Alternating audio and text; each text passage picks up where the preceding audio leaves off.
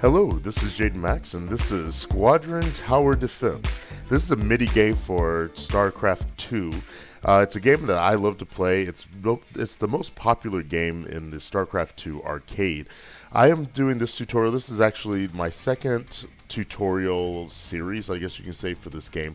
I did one a few years ago, like a year and a half ago, something like that. The good thing about this game is it's constantly being updated. Let me hit pause there for a moment. This game's constantly being updated, constantly being changed and revamped for balance, to correct balance issues, as well as to add new features to the game. In this tutorial, we're doing it slightly different than I've done my previous tutorials, in that I'm doing it based off of a review here, so replay. So when you're actually playing the game, you won't see this here. This is just because I'm doing this through the replay. This is going to help me control that. Over here, you can see some new options as well. There's 3x play and veteran play. The 3x play, you have to choose that before you actually get into the game. That's where you select that option so that you play with other players who want to do 3x. That is basically multiplies all the enemies in the game by 3. We will not be doing that today. I'll have another tutorial on that another time, as well as another tutorial related to veteran, which basically is more like a difficulty setting. It just ups the difficulty level for the game. Over here we also have other mode preferences that you can vote for, either Classic, Chaos, or Chaos Refined. For this game, I don't even remember which one we chose. I believe it's a classic game that I am going to play with a Chaos Builder. So I will get into those other game modes at another time as well. Okay, what we're going to get into today is what's going on over here as well as what's under here. And we're just going to kind of get into the game and talk about the goal of the game and some of the options that you can start off with. Basically, if you look over here, you have these different builders. This is a typical tower defense game in that, if I move the screen down here so you can kind of see, you have baddies that will spawn out of this spawn point here. They will march up the lane towards your units, which should be situated somewhere in here. I prefer to have them back towards the red line. If they get past you, they will come down here, follow this lane down, and come down to your security system. And that's basically a large mech. It's the in-game asset, I believe it's the Odin, that the units will come to. If they destroy that Odin, then your team loses. Where you start off could either be over here, it could be over on this side up here, it could be right there, it could be up on the top. That is randomized, I believe, or it could be based on where your starting position in the game roster. Either way, you can start at any one of those 4 positions, but the baddies are all going to go to the same place. They're all going to come down here to this one system that your team shares. So this is a team game. This means that you will want to coordinate and communicate with your other players as to the strategy that you want to use at the game. Fortunately, even though you have all these different builders to use, and there's 1, 2, 3, 4, 5, 6, 7, 8, 9, 10, 11 core builders that you can use, not including random and chaos or these 2 custom builders here, any one of these are capable of winning the game for you, depending on how you use them and your personal play style and what you know about the builder. So that's kind of what we're going to get into a little bit.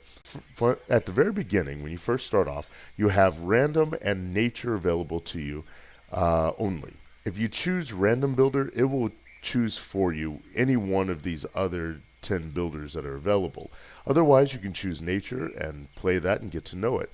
As you play, you will get experience points. And those experience points add up to increase your levels. Just like any other game, role-playing game, this is very similar actually to the way Minecraft works if you played that. And as you level up, more builders become available to you. So they're initially all locked, and as you level up, you get more and more and more and more. So eventually you'll get to a point where you can play all the builders. At that point, if you want to use a custom builder, you will have to spend prestige. Once you spend prestige, you can actually open up these 2 custom builders. Depending on your level of prestige, will determine what custom builder you can unlock.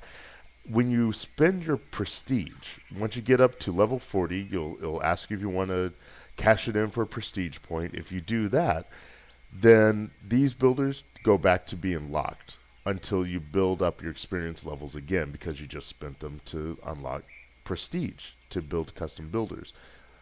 So you keep doing that up until you get 10 levels of prestige, and then you're locked at level 40, as I am now, at which point experience levels mean nothing because everything's already unlocked to you. The builder I like to use is Chaos, because it actually gives you the best of all these other builders. The only trick is you cannot choose which builder you get each level, each round. So every round that enemies come out of here, and there are 30 rounds in the game, it then changes your builder each time. This is the same as if you go up here and collect under preferences, you choose either Chaos or Chaos Refined. Chaos means everybody gets a random builder. Chaos Refined means everyone gets a random builder, and that builder is the same for everybody. So everybody, each level, each round, they get a different builder, and it's the same for each person. Classic means everyone chooses for themselves. So that's enough of how this game is set up.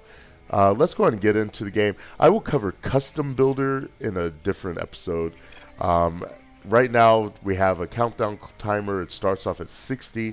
As soon as everyone hits their start button, the game starts. If you're a new player, go on ahead, choose your builder, and go on and hit start so you can get in the game right away, because nobody likes to wait for the last guy, Mr. Black Panda, to just let the time clock run down. Anyway, here we are. We're going to jump into the game. I'm not going to show you the whole game. We're just going to take you through a few levels, show you some of the pieces in the game. Starting with the next episode, we'll get into the actual gameplay. So over here we have our gas refinery, or war center, as it's termed here. This is basically our economy. It starts off right now with +1 gas about every second, I think is how it times out. That can be upgraded. You can upgrade the units of gas that come in at a time, and you can also upgrade the rate in which this takes up those units of gas. So those are controlled here. We'll get into economy in another time. But for a beginner, if you're watching this and planning to jump right into the game, do not focus on this right away. Focus on getting your units built. Currently, I have, as a Chaos builder, I currently am using Mechanical Builder. If you get Mechanical Builder, this is a pretty solid setup to start off with for Mechanical Builder. If you're doing Nature Builder, you can take your Tier 1 units for Nature Builder and do kind of the same thing, only with Nature. I'm not sure. I think I would go with 4 cross of their Tier 1 units. That's different depending on the builder that you're using. So that's something for you to experiment with. Jumping down here, this is our security system. The color of the security system is based on the player who last took control of the security system. So orange apparently was controlling it, so now it's colored orange. If I'm currently this kind of violet dark blue, if I took control of it, it would turn that same color. The important thing to remember with this is it is upgradable. You can buy a lot of different pieces and parts to go with it to make it stronger. As a new player, I would leave this alone initially and only upgrade it after talking to your teammates until you learn how this goes. Once again, this would be another tutorial. Coming over here, we have our supply. This is an easy thing to forget, and if you do, it could greatly inhibit what you can do over here. You can get additional supply by selecting this building and selecting this, and that's it. Once you press the U down or press this button, it'll get you a new supply. Of course, it costs 20 minerals and 30 gas. When you up your supply is an incredible part of the strategy of this game. I can't stress that enough. As we do playthroughs, I won't do a specific tutorial on that because it is as simple as pressing this button. You'll see how this comes into play with the different strategies that you can use. These two buildings down here are buildings for units that you can send over to the enemy team. Things that you can put down here, like this guy here, the Wolf's Claws, sending this unit over. They have two purposes. One is to make things more difficult for the other team. The other is to make things easier for you in terms of economy, because every unit you send over adds more to this economy. Once again, that's something we'll get up into in a future video, future episode. As you can see, I've just leaked some units. Don't worry if you start this game and leak a few units early on. That is definitely recoverable. As a matter of fact, spoiler alert, I do win this game. So, or we win this game, I should say. My team wins this game. So a few leaks early on is not anything to panic about. If you start leaking over and over again, it's going to hurt your ability to recover later on in the game. Once again, don't spend too much dealing with economy. Do send units as often as you can. As this gathers up gas, and you'll see the number increase here every time it brings in another unit of gas. You'll get to a point eventually as low as 20 units of gas where you can start sending units over to the other side. Go on ahead and do that. Take a look at this for cost-benefit analysis for each unit, because they all have a different cost and all have different levels of benefit for each one. So take a look at that. We will get into all of that in much more detail in a later video. Okay, we're going to look up here at the units, which I had neglected to talk about up to this point, but this is where you're going to spend most of your time in this game, is placing these guys on the field and determining your strategy for placing these guys. Each builder has up to 6 tiers of units that can be placed. The 6th tier is the strongest and most expensive. The first tier is the cheapest and the weakest, at least in the beginning. Some of your tier 1 units can actually be pretty effective even in the end game if you use them correctly. There are 2 different types of units for the most part. There's melee units and there are ranged units. Ranged units will fire projectiles from a distance. Melee units will do like my guys are doing, walk right up into the face of the enemy and hit them head on. You want a good balance of these guys, of tanky, like this guy is really tanky, melee units, as well as very powerful and effective ranged units. We'll get into units more specifically with subsequent videos where I talk about the different builders in the game. But keep in mind your formation of these guys is also very important, where they get placed. Because if you have a tanky unit blocking access to a weaker unit, then you create a situation where the weaker unit can cause damage for a longer duration of time. Whereas if you did it the other way around, the weaker unit would get taken out very quickly, and your tanky unit would be left to fend for themselves without the support of these weaker units. So that's something to keep in mind. This red line here is an indicator line. Once the enemy units pass this red line, they get a buff in armor and life, I think in armor and strength. So they hit harder, they last longer if they get past this line. I like to take my units as close to that line as I can without the enemy units going over the line during the attack. So about here where it's just like, if I had my grid out, it would be 4 blocks down from this red line is where everything starts.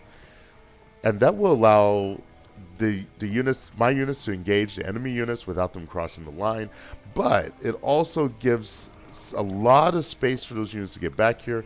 This allows me to gather more gas because it kind of makes the game a little longer, gives me more time to get gas in early on in the game, but it also allows for sent units.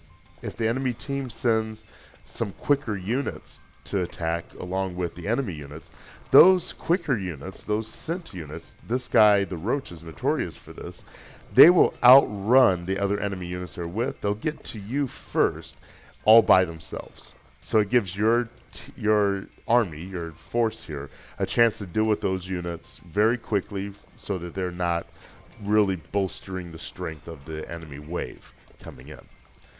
Okay, I think this is about as much as we're going to cover in this episode. Just basically the basics. Once you get in, for new players, general checklist when you start. Get your units out here right away. first round, buy as strong as you can, and focus on keeping this force strong.